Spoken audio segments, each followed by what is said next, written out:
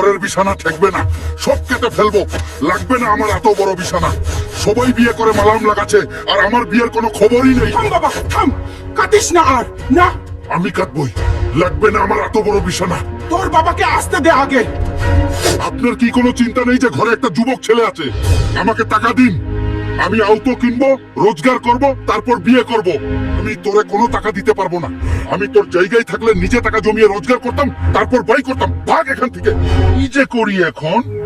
বাবাকে বললাম টাকা দিতে, বাবা তো দিল না, উল্টা তাড়িয়ে দিল।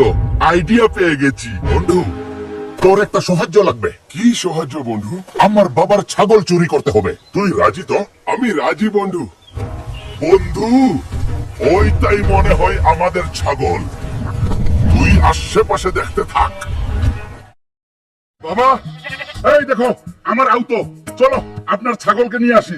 কি ছাগল তো দুইটাই এখানে, তাইলে ওইটা কাটছিল। A few moments later. Kuddus ভাই, আমার আইতার একটা পুরো বিচার লাগবে। এই দুইটা আমার ছাগল বেচে আউটো কিনেছে। ও তাহলে এই ঘটনা। বন্ধু, ধরা পড়ে গেছি। ভাগ চাকরি।